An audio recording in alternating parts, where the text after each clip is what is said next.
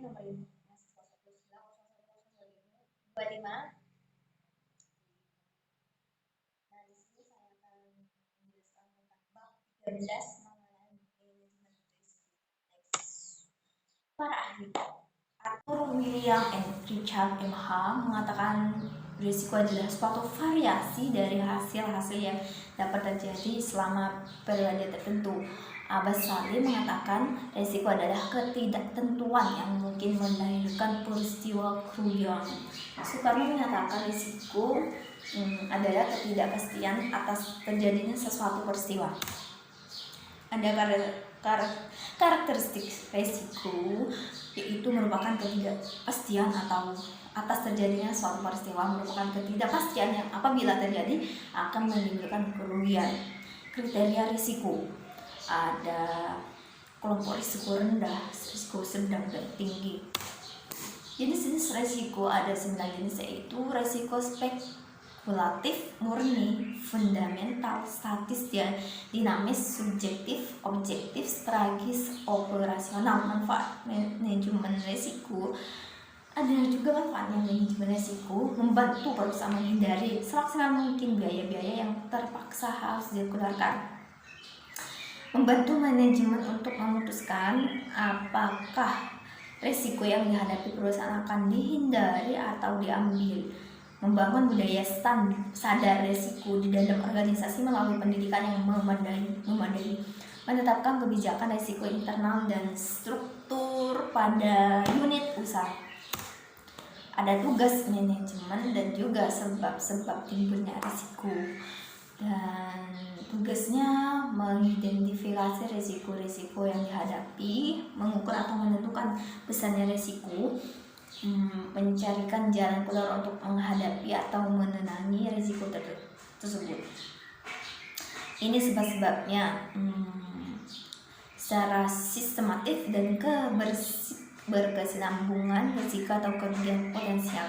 Ini ada suatu checklist dari semua kerugian potensial yang merupakan dapat terjadi pada umumnya pada setiap perusahaan. Untuk menggunakan checklist tersebut diperlukan suatu pendekatan yang sistemik untuk menentukan mana dari kerugian potensial yang tercantum dalam checklist.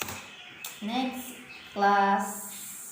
klasifikasi kerugian hak milik atau property loss, kewajiban mengganti kerugian orang lain atau liability loss, kerugian personalia atau personal loss.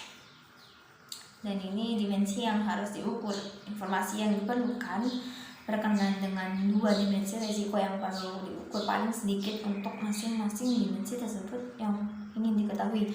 Pengukuran risiko di sini sudah manajemen risiko mengidentifikasikan berbagai jenis risiko yang dihadapi perusahaan untuk menentukan relativitas kadar risiko, untuk memperoleh informasi yang akan menolong untuk menetapkan kombinasi peralatan manajemen risiko yang cocok untuk menanganinya.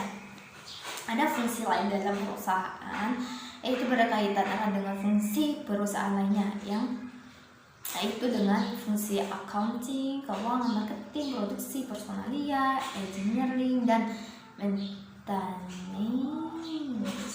Karena bagian tersebut yang menciptakan risiko. Proses manajemen risiko ialah menyediakan rencana kerja organisasi yang dapat dilaksanakan untuk tahun yang akan datang, memperbaiki pengambilan keputusan, perencanaan, penyesuaian skala prioritas secara komprehensif kegiatan usaha, mengurangi fluktuasi pada bidang-bidang usaha yang tidak penting, mengoptimalkan efisien operasi. Upaya penanggulangan risiko itu mengadakan pencegahan dan penanggulangan terhadap kemungkinan terjadi peristiwa yang menimbulkan kerugian, melakukan retensi, artinya mentolerir terjadinya kerugian dengan membiarkan terjadinya kerugian, dan untuk mencegah pertanggungjawaban operasi dengan menyediakan dana untuk penanggulangannya. Melakukan pengendalian terhadap risiko, memindahkan risiko pada pihak lainnya itu dengan cara mengadakan kontrak atau asuransi dengan perusahaan asuransi terhadap risiko tertentu. Pengendalian risiko ada menghindari risiko, mengendalikan risiko, saham, pemindahan risiko, kombinasi atau pooling, pembiayaan risiko atau financing. Ada pemindahan risiko melalui pembelian asuransi, menanggung jawab risiko atau retention. Cukup sekian dan terima kasih. Apabila ada kata-kata yang kurang dipahami atau salah kata dalam membaca, saya mohon maaf. Cukup sekian dan terima kasih. Assalamualaikum warahmatullahi wabarakatuh.